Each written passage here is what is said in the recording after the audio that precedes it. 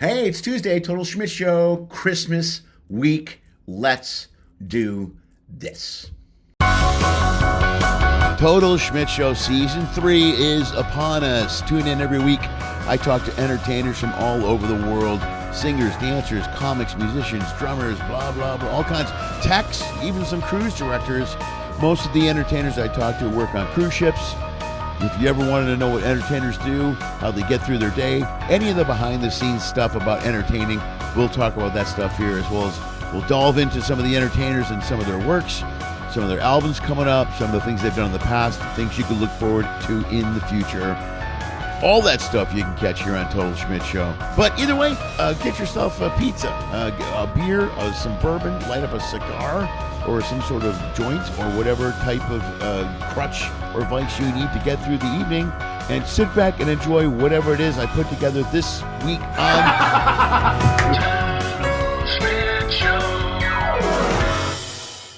Hey, welcome to Total Schmidt Show. Hey, welcome to Total Schmidt Show. How you doing? Sorry, I had a little brain fart there. It is Christmas week. You see me in a cabin. If you're watching the video, if you're listening on one of the platforms, thank you so much. Please subscribe to the podcast. It would really help me out a ton. It's basically live entertainers talking to live entertainers about being live entertainers and everything that goes with it. This is almost the end of season 3. We're at the back end of it now. If you're watching the video on YouTube, you can look behind me, see an empty closet. It's because I'm recording this the day before I leave the ship, hours before the Bears-Packers game. So if you know me at all, you know I'm packed. I'm ready to go. I'm going to finish up this podcast, edit it, get it up, and upload it while I'm watching the Bears and the Packers game. For those of you that care. Do me a favor, give the video a thumbs up if you're watching it. Share it to some people. Anyone that likes live entertainment or what goes on behind the scenes for live entertainers, or if you cruise a lot and you watch live entertainers on cruise ships, I have all kinds of cruise entertainers on this show. So let's get right to it. But like the video, all that stuff, and follow us on socials at Mr. Lenny Schmidt, pretty much everywhere. Radio Recall is a duo that I saw on the Celebrity Silhouette. And it's Jenna Rubaii and Aaron Lavigne. And today's episode is with Jenna Rubaii because they do a real cool version of a new arrangement of, The Grinch. So I thought it would be a good time to get that episode up this week. The video is going to be in here somewhere for you to watch as well. I highly recommend you go to her YouTube. The cards will be in my YouTube video. All the info will be in the bio. The two of them work together and tour together. They did Jesus Christ Superstar together years ago, and now they do a guest entertainment show together where it's Radio Recall. It's a lot of old time, it's rock and roll and old rock songs and songs that from the 70s and the 80s, and they mix in some different stuff. They're great on stage. They're fun to watch. Amazing voice. I talked to Jenna a couple times this week. Talked to them together and separately, but I wanted to have them on the show separately because they were interesting. They were really great, and they're extremely talented and passionate artists, people I love to have on the show. So sit back and enjoy my conversation on this episode with the one and only Jenna Rubaii. Yeah, love and it. I love talking to entertainers all over the place. So hi, thank you, welcome for being to be my show. That's how it started. Yay, thank you. Yay, this is Jenna. Say hello to Jenna, everyone. Hi. Anyways, thanks for being here. It's great, and the video is dynamite. I love it. I can't wait to share it and get it up and get it to see everybody. Yeah, I'm so and it excited. Looks good, and you have a beautiful voice. Thank you. Like a beautiful voice. Thanks. And you and Aaron together are fantastic. Thanks. So I can't wait to see you guys tonight, man. I'll be sick. How long now? You've never done you did Jesus Christ Superstar, and also when I do this, I don't really make it like an interview. Yeah. We can talk about whatever you want to talk about. Cool. And you seem pretty chill, so it'll be easier. I had somebody in the show not long ago. I don't want to say who it was, but they were so performing, and it made me crazy. It was like the second they're on, they were playing to the camera. No. And like, what's up? I go, please don't. And I don't know what to do. I don't know what to say. We're already into it. I go, okay, I guess this is the episode. So you know what I mean? So usually it's just people talking. But have you ever done? You haven't done any plays on a ship, have you? You're just doing guest entertainer stuff. Yeah, just That's singing. Okay, though. Just singing on the ship. Okay. Broadway, in New York City, and Broadway tours around the country and the world. But yeah, we just built the show a year ago. Yeah, you told me that blew me away. Yeah, it's a fantastic show. Like Thanks. within a year. Well, that shows it's professionalism, though. You know what I mean? That shows how pro you guys are. Yeah, you guys know your stuff. You know what I mean? We've known each other for a while now, and we have a very special personal connection, musical connection. We just feel like we get each other and performance styles alike. So we were like, let's put something together and showcase our love for the music that we grew up with. Yeah. And, you know, and in turn, it's pretty much all the greatest music that people want to hear anyway. Yeah. Yeah, but it's cool. Yeah. But it comes across that way. You know, it's not really like a tribute, but it's kind of like to just remember, like almost like this is gonna sound corny. Recall. Yeah, there you go. It is just like in the name, but it's like a hug. It's like, oh, I love this song. Oh, I love that. This song. Yeah. You know what I mean? Look, every song is something you get and you get back. So yeah, and then you do this stuff from Jesus Christ Superstar, which is really powerful. We had to. It's how we knew each other, Yeah. and that show is so impactful to people. Like, oh my gosh, I remember when I booked it. My dad loves that musical. Right. Like, knows every single lyric, every single song. And I knew a couple of the songs, but funny enough, it was not a musical that I really grew up listening to or knowing super well, beyond his love for it. And of course, my song mostly, I Don't Know How to Love Him. And when I booked the show, it was just like this outpour of like, this is my favorite music of all time, oh my gosh, like, and then it kind of hit me once it was announced how much people just love How this powerful it show. They're just obsessed with it. Right. But the music is incredible, and like at the time we kind of touch on it in our show, but it was controversial. Sure. It was also genre bending, and it was album charting, like Grammy, you know, nominated, and along with, you know, regular musicians of the time. So that's really unique, and it was kind of like the Hamilton of its time. Yeah. No, it was one of those pieces that changed the business. Changed the whole. It opened up the door to a million other things. Yep. You know, which is especially the controversialism of it. If I'm saying that the right way, you know what I mean? Because now you're going into taboo areas to explore and open up, and not just on the theater stage. You know what I mean? If Jesus Christ Superstar comes across as a play, look at where we went movie-wise and book-wise and art-wise. I know. And then, you know, and it was told through the lens of Judas's eyes. Right. That was the concept album, was like Judas is telling it through his lens. So that itself was like, ooh, interesting for people. But at the end of the day, I'm like, I don't understand why it's controversial. Yeah, but we're from it's a different time. When that came out, I was a kid. What was it, from the 60s? Late 60s, 70s? 70, 71, okay. Yeah. Okay, so I remember when I was a kid. I'm older than you, so it came out, I was maybe 7 when it came out. And my mom loved it. So my mom had there was an album. She had an album. Yep. So I've never seen it. I have to admit, I'm going to go see it now because I was so moved by what I saw you guys do. Thanks. And my mom played the music all the time, so she loved it. And my mom loved stuff like that was controversial and kind of out of the box. Yeah, it was out of the box. I mean? It still kind of is out of the box. We talk about it all the time. It's like such an interesting range of sounds and styles, and very trippy, a little trippy in a way. You know? Well, it's also anything religious is always going to be like that. I know, because people are still, the religious thing is so it's always controversial. Like, I grew up being, even though we were raised Catholic, I knew people that were Baptist, and I just have a different point of view on religion because everybody has a different religion. Yeah. And you know, and then there's a spirituality which I think is a little different than religion. Yeah. You know, because to look at the church and there's a whole thing with the church and the money and the gold, and you know what I mean. It just, you know, there's that old saying I always say, how there's so many poor people starving in the world, and the churches are made out of gold. I don't understand that. Yeah, but, I mean, you know? whatever your religion is, yeah. whether it's like Aaron always says, the Beatles are my religion. You know, like music can be your religion, or like nature. I mean, oh my gosh, like what a beauty what a wonder. Right. If we're talking about something that like we're like, I don't understand what this is. This is crazy. That this is just here. Well, think about how I know. Go ahead. I'm sorry. No. I was just saying, like, whatever you choose as your religion. I mean, at the end of the day, I think it always comes down to like, what, just don't abuse it. Yeah, and it's all about embracing the beauty and the love and the compassion, like all the good things of it. All the good things of it, and that's when I get very sad about the world, because it is often abused. Well, because I mean, more than half the wars in the world are religions is used for the argument point. Because then it becomes power. Right, and it's not, even though that's not what the war is over. You know what I mean? The religion is always the excuse And they've used it. I'm not going to talk about religion this whole time, but they use it to push political agendas and stuff and all kinds of stuff. The second they throw out the word religion or God or whatever, they make you believe, and they're not doing it for the sake of God. They're doing it for oil, or they're doing it for money. Yeah. And power is what it comes down to. Yeah. And that's like so ironic to me, because I'm like, that's so ego, and like religion is at the core of it. I think it's like literally the absence of ego. That's what you're trying to achieve. Yeah, we were talking about ego.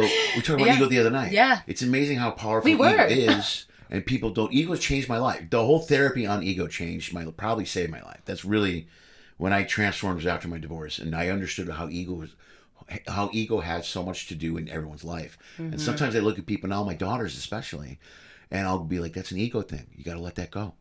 But it's not right. I go, I know it's not right, but it's not wrong. No, you don't deserve anything. I mean, in the big picture, we're here. Yeah. And my rules are just treat people the way you want to be treated. Be good. Do the right thing. Don't lie. Just simple, basic things. Simple, basic things. And if you do those things in the world, then if everyone did them, we'd all get along a lot better.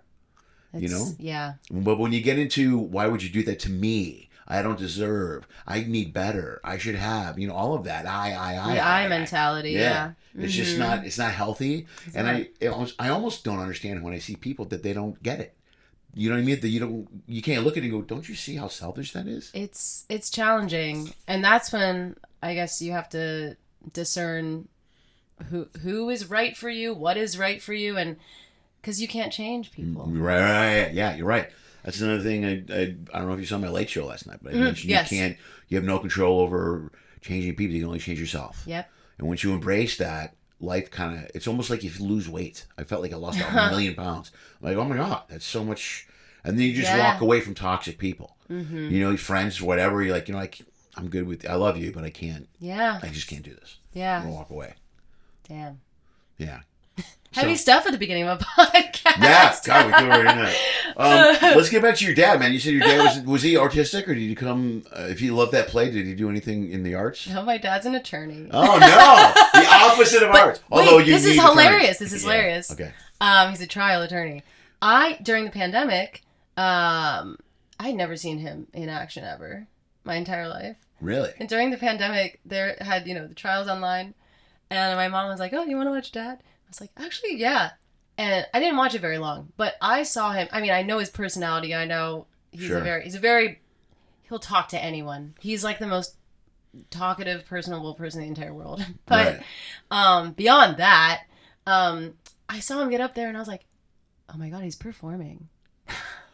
Oh, really? I was like, this is his stage. This is his stage, yeah. And this is I mean, you have to have a certain sense of like, I'm comfortable enough to get up in front of all these people and do this thing. Oh, for a trial lawyer, of course, yeah, okay. So I was like, okay, maybe there is a little bit of... There is!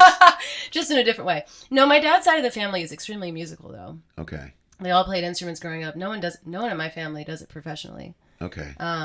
But they all have a knack for music and a love for music, and a lot of his siblings and him grew up in the 70s, the 60s and 70s, when it was just like the best music, I think, of all time. Sure, and right, of course. That's how I was influenced by I would say, like, some of the most pure voices, the most... Yeah, the singer-songwriter stuff. Yeah. The beautiful, the, like... None of the technology we have nowadays, and just pure artistry. Yeah, I was always amazed I used to listen on Sirius Radio. They have all these different channels, like the 60s, the 70s. Yeah. But sometimes I listen to like even the 40s. I was always mesmerized by the old way when they would put a microphone in the middle of a room and people would just stand around with the instruments.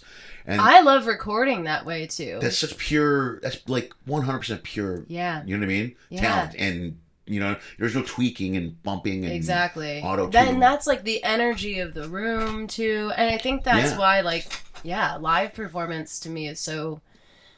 I gravitate so much because like you're on stage too. Like you feed off the energy. You can riff off of a person. You can change. It's cool. Like, no performance will ever be the same. Yeah, that's why I always call every live show is kind of its own living, breathing thing. Yeah. Because, like, even when you and Aaron are on stage, your interactions, even though you kind of know where you're going, you guys, it's obvious you know each other well and you're playing off each other. Yeah. So it's just kind of a moment. And sometimes something's said differently, and sometimes it doesn't work. Yeah, sometimes you go out there, and you look at crowds. Sometimes you hit a wrong note. That's what you're gonna get. Yeah, sometimes you're off. You're like, yeah. Oops. You ever call yourself out when you hit a wrong note? Oh, Aaron does. You got it. I bet he's hilarious with it. It's so funny. He's like, well, that's live performance, everyone. So, well, let's try that again. Sorry, did you hear that? Yeah. I'll do that. If my voice cracks on stage, I'll go. I'll be. Oh, did you guys hear that? Right away. But that's cool about live performing. One of the reasons I started this podcast is kind of silly. Is I used for a while, not so much now, but I was worried about the future of live performance because of so much digital that's invested into our lives.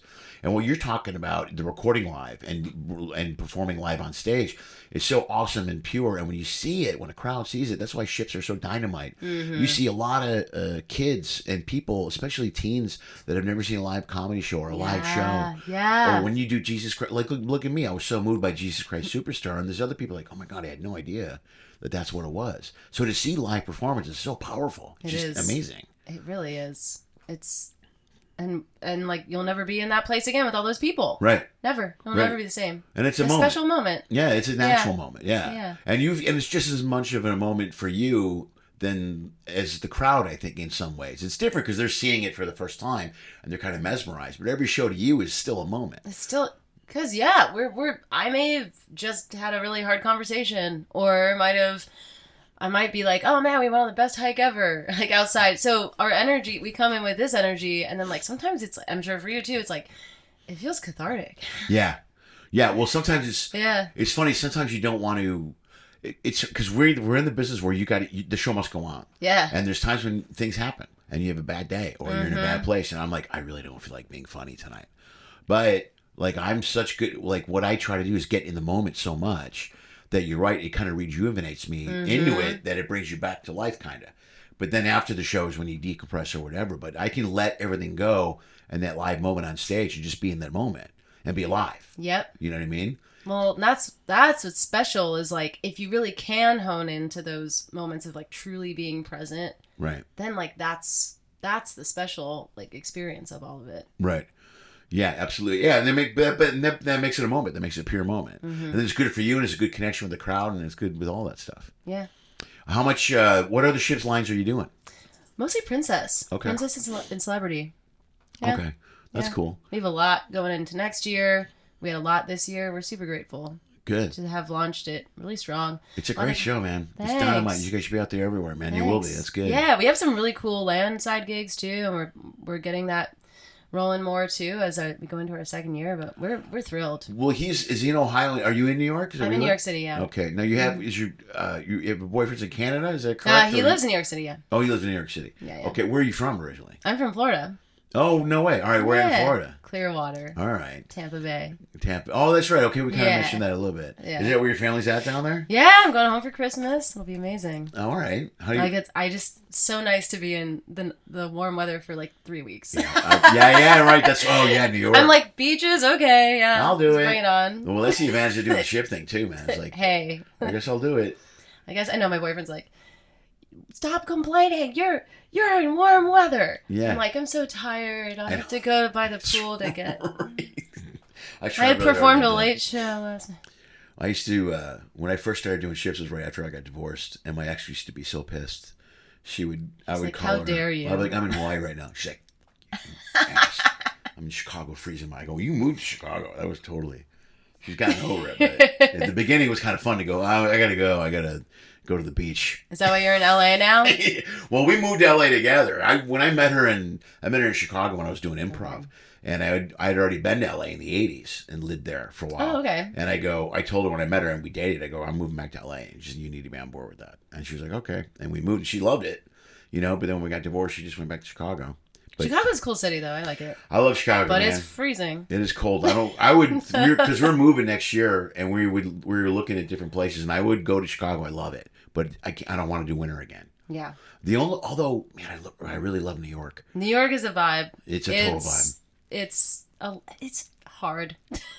I bet, man. I've lived there for on and off like 12 years now. Yeah. And it's so, you're like, sometimes I have these moments where I'm like, wow, I live here. Like, Yeah. people, like, it was a dream to do the Broadway thing, to be there and to be in New York, and people spend their whole lives wanting to come to this place, and sometimes I have that moment still, but it's hard. Yeah. Everything's like go, go, go. Nothing's easy. Yeah. You gotta walk up the 5 flights of stairs, or, you know, it's so expensive. Sometimes I just want to be in my car. Like, just drive around. Do you have a car in New York? No. See, I wouldn't have a car in New York. I would have one if I could park it somewhere to get out. Okay. Because I love New York State. I love so nature. like being out I of the love city seeing. stuff. Yeah. See, I've never really been upstate or anything like that. So Oh my God, you have to go fall. I heard it's beautiful. Oh my! Take your daughters. I would. Great. Anna would go. Well, we mentioned Anna loves New York. I really think she's gonna end up moving there. Oh my God! It's just like and I grew up in Florida, so I didn't have seasons. Right. Oh, But you're when right. we You were just little- had warm and Yeah, humid just and warm. rain. Humid Christmas, and rain. Yeah. Christmas was like, 50 degrees. We got to put on the coat. Like, Right.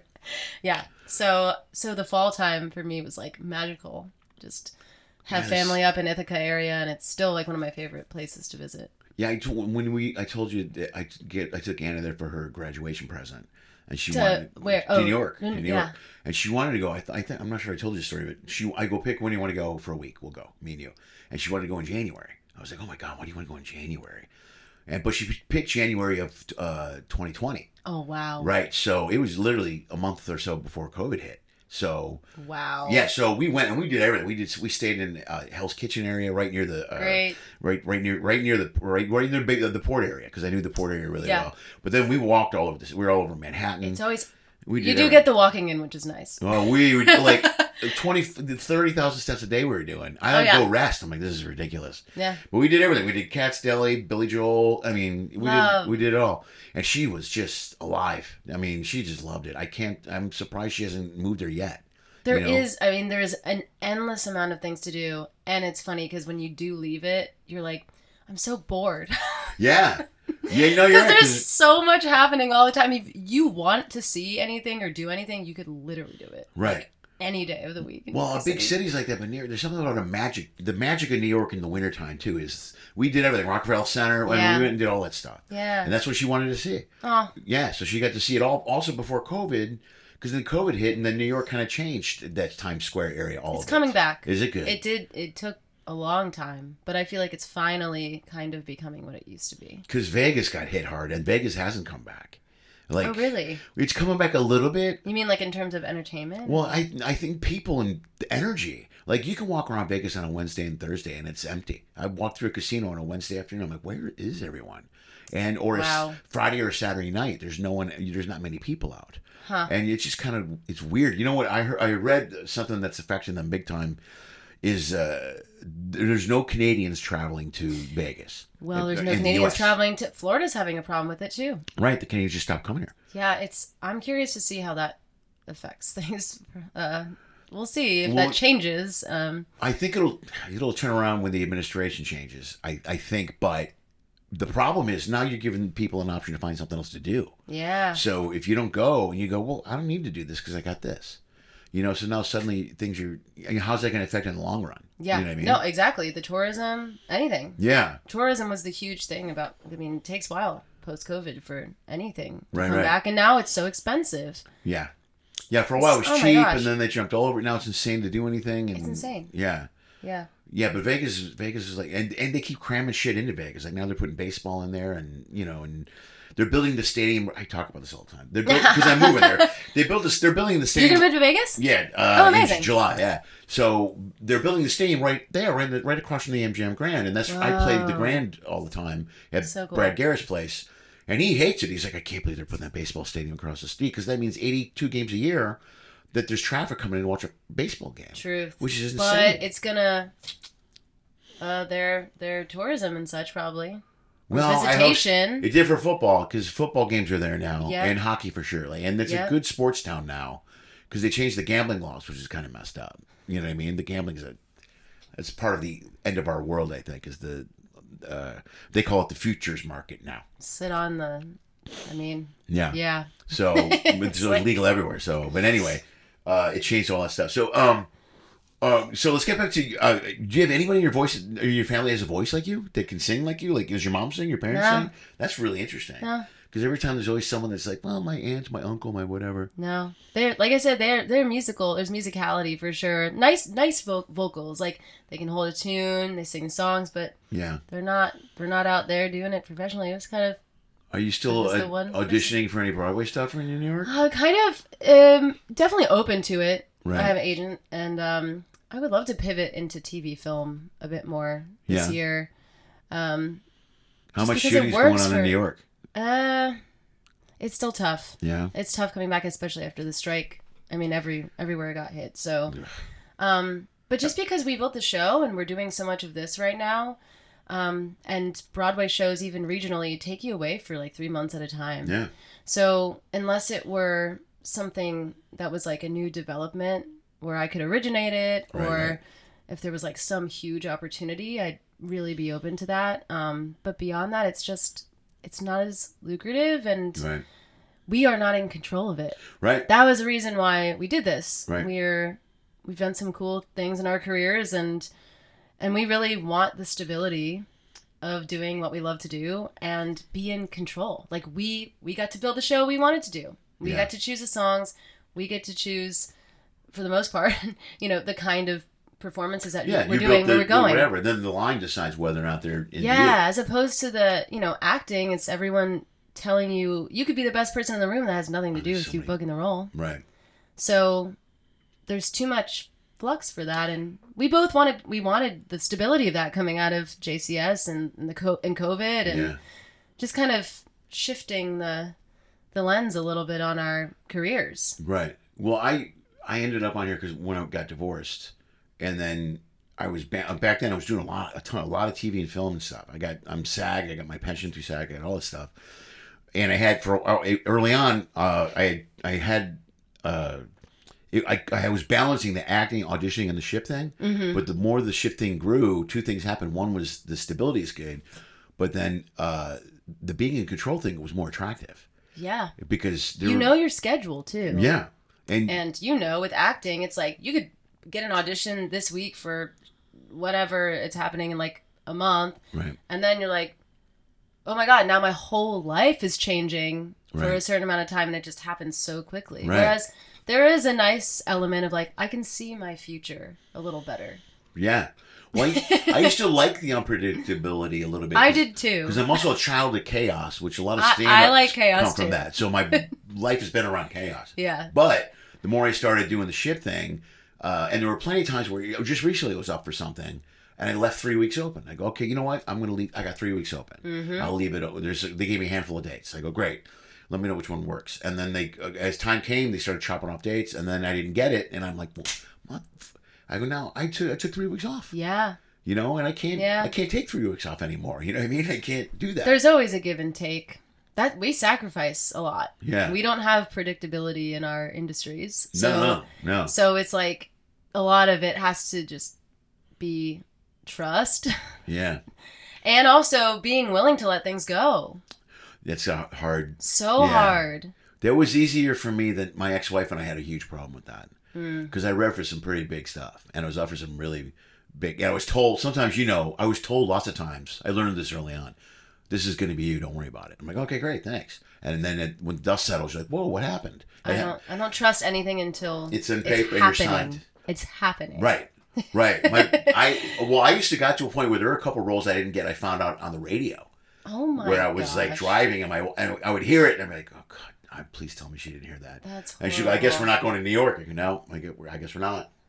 Nathan Lane took that part. I don't know what to tell you. Nathan Lane, Lenny Schmidt. I'm pretty sure Nathan Lane's got a little more cred than Lenny Schmidt. And then sometimes it shifts with projects. If someone's attached, sometimes they don't need a name. So you're up for something. But then if a name falls out on the other end of it, now they need a name. We're seeing that on Broadway a lot. Oh, I bet that happens a ton. TikTok stars. I'm like, I don't know who these people are. And here are these people that just spent their entire college lives and like entire adult lives trying to, build up their resumes and do this. And now you're just going to hire this person on TikTok. About that on stage. Oh my God, that's got to be huge. And frustrating. Very frustrating. It happens. But we're kind of used to it. It happens in TV and film all the time. And for there's stuff I didn't get because I had enough followers, and now I got buddies that have lost. Same thing. Yeah. And there's you hear about it a lot. And same thing, guys. It's sacrifice. But I never thought about the significance of having a TikToker on a stage live in New York to draw people on a regular basis. Well, and sometimes, especially now, like they're looking to maybe build a new audience. Like they want Gen Zers to be coming to the theater more. So I guess they're trying something new. But we'll see if the art. The sacrifice is enough to hold the art. There's They had this problem with stand-up years ago, and they're starting to find the balance. Like Chicago Zanies does a really good job, because what they used to do is a guy would get really popular on the internet, and then he'd book a week in Chicago. Mm-hmm. So he'd do Zanies, he'd do 6 nights in Zanies. The problem was he had a ton of followers, but they'd only come out on a certain night that would come out to see him. And the biggest problem was he couldn't entertain a room full of people that didn't follow him. He had to be the name. But he didn't fill the room every night. So what they did was they whittled it down to they give you one night. So now Zanies, instead of booking a week at clubs, they'll get one night, they'll fill it, and the next night's a different name or a different TikToker, different Instagrammer. And comedy clubs across the country are starting to do that because it was killing them. For your average crowd will come in on a Friday just to see a show, and the talent's not there. That's the problem, is that the talent isn't there sometimes. Yep. So are the TikTokers... Some of them, I'm sure, are going to study. Some of them, I'm sure, are talented, and I follow people on like Instagram all the time, and just people doing whatever, whether they have formal training or not. Sometimes it just like clicks with you, and you're like, oh, this person's really freaking funny. Sure. But at the end of the day, I don't know. We'll see if it holds. Well, I know it's got to be. As a guy that's been in this business for 38 years, it is frustrating when somebody comes in 3 years.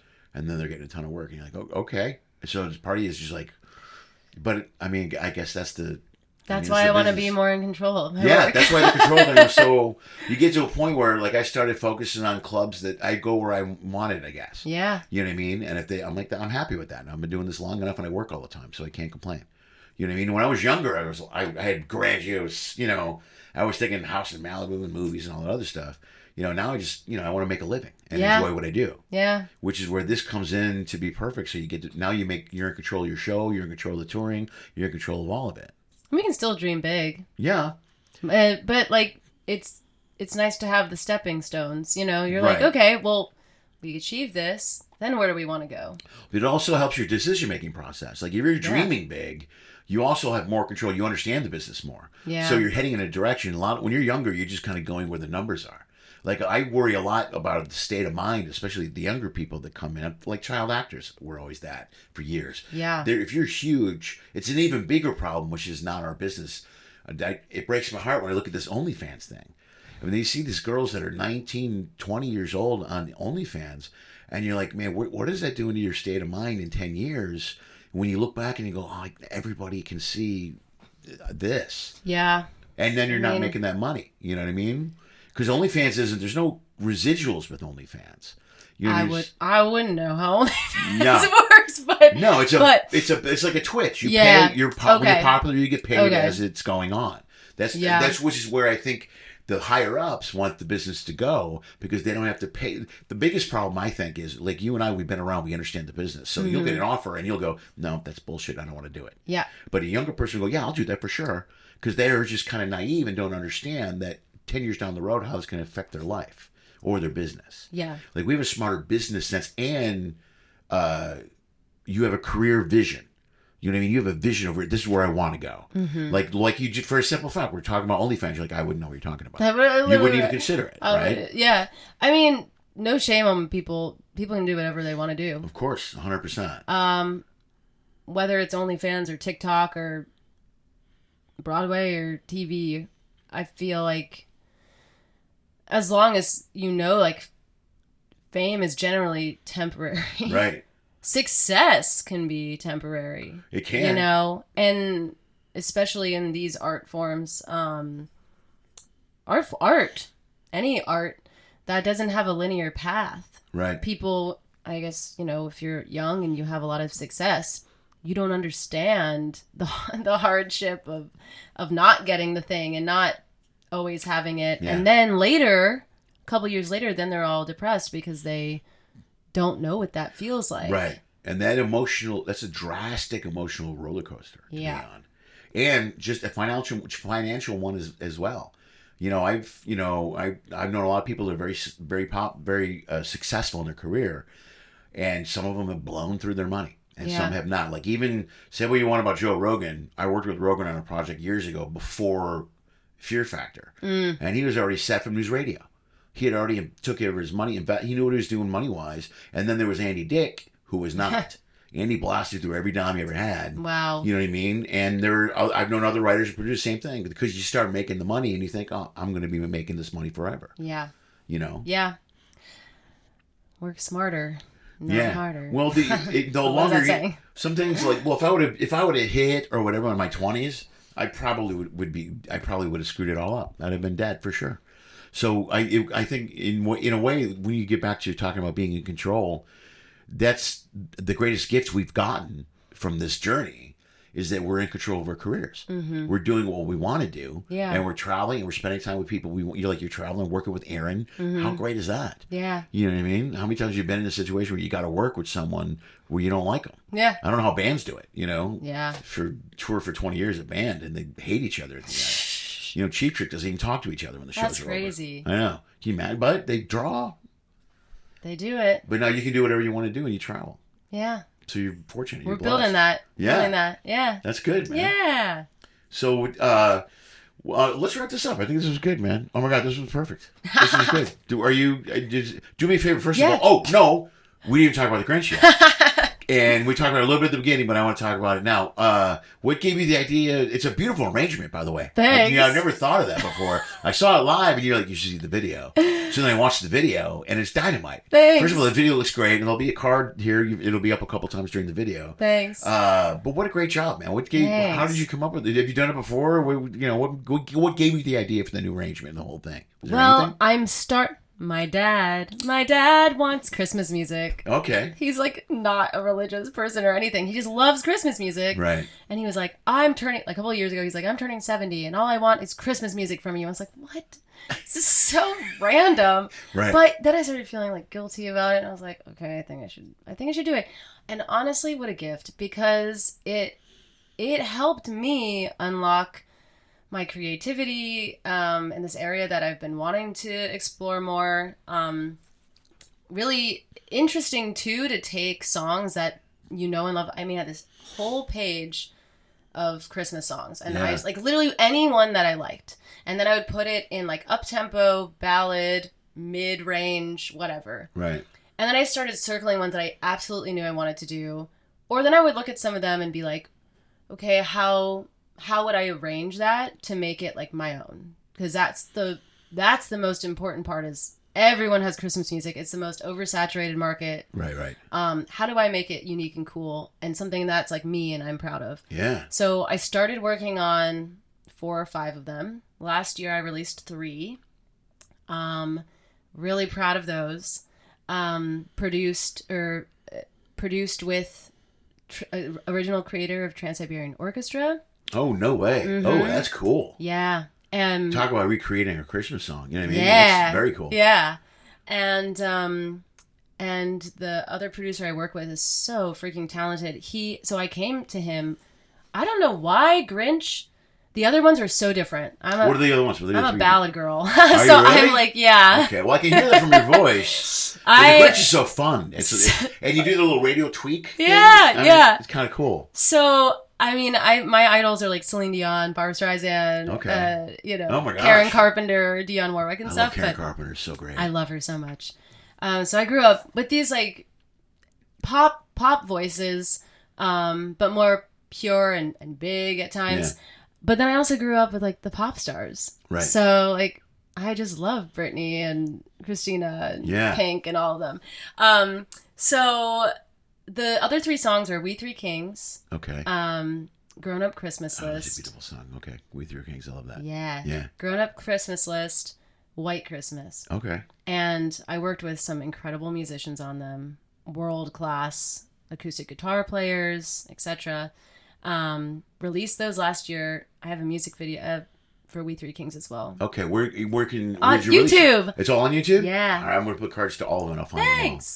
But yeah, Grinch. Grinch was something I also brought to the table last year, and I said, I have this idea to make it like the beginning is really slow and kind of like Billie Eilish. Yeah. So like Billie Eilish was the impetus, and then I was like, and I kind of hear it going into like this bad guy, her song Bad Guy, like this kind of cool, like sexy thing, and he just took it and ran with it. Yeah. So then he just created this beat after I did the slow part, and he created this beat, and then from there we were just like riffing off of each other. Right. One day he told me to get on the mic, and he's like, I just want you to like ad lib anything. Okay. Say anything you want, do anything you can sing it, you can do whatever. And half of the stuff that made it on there is my ad lib. Yeah, that's the best. That's cool. That's badass. Yeah. And then, so we were picking and choosing, and it was like, this guy's so gross. Like, there's this little, saying like, this guy's so gross. And then, right. And then later, the da da da da da da da da. Yeah. He's like, da da da da da da. I just started going like, la la la la la la la la. And then I was like, ooh. Fa la la la la, deck the halls. Yeah. So I was just, it was a really cool music collaboration. Yeah. It was just like riffing off each other. That's a dynamite creative moment right there to be bouncing back and forth. It was so cool. Yeah. And it's weird. Like the song is a weird format. Like it's not what you think it is. It starts this way and then it ends this way. But then based off of the ad libs, I was like, wait, I have this idea for the music video for it to be like, the guy's the Grinch. But then she becomes the Grinch. Right. So anyway, I'm really proud of it. Well, the whole pie thing is great, man. It's the whole, I watched the whole thing. It's really, really cool. Thanks. I worked with some killer artists on it, so I'm like really grateful and proud of it. That's, I can't believe I haven't heard of it before. Like the songs from last year. The Grinch is so good. It's such a great idea to have its original arrangements of these beautiful Christmas songs. Yeah. It's so different than the other three. Yeah. but it's cool. I'm like kind of building my own little Christmas album. That's what I'm saying. Singles, you should totally have that. Because it's such a great, you're right about giving your original twist to the songs. Yeah. Because those songs have been around for decades. Excuse me. But what a beautiful way to mix them up and make them original. Yeah, it's cool. It's been a really fun process for me. Also to be like, damn, I have producer in me. Like, I have these qualities that I didn't even really know, and that's so fun. Like, not really knowing where it ends up to, because recording is such a piecemeal thing. Like, there's a part where I'm sure you feel the same way writing jokes. You're like, oh, this isn't it. That's shit. Or like at a certain point. Unfortunately, I find that out on stage. Because I'll try. You got to try. Gotta workshop it somehow. And you're like, oh, sorry. Okay. Well. There's like a point in the process where you're like, is this any good? Yeah. Like, I don't. But then you find, then you're like, okay, gotta trust that we're getting there. Right. Okay, well, something's missing. Maybe it just needs like this instrument. Right. And it's so crazy because it could be this really small element, and then all of a sudden it's like, well, that was it. Yeah, it all just came clicks. together. Yeah, you're right. Joke writing's the exact same way because I do mostly bits and stories. Yeah. So I'll go, maybe I shouldn't talk about that. Maybe I should go more on the angle where I'm the victim, or I'm not the victim. I'm out. My daughter's smart. Whatever. Yours is so much about it's so. Comedy is so cool because it really is so much about you, but it's also so much about the audience. Sure. Yeah, well, and it's because it changes. Yeah. Like, look, we went through the last few years. There was a whole heavy cancel culture thing. Yeah. And then it lightened up a little bit, and you can always, like I always say, you can do whatever you want on stage as long as you're willing to accept the repercussions of what's going to come from it. I went to the Comedy Cellar last year, and there was, I can't remember who was there.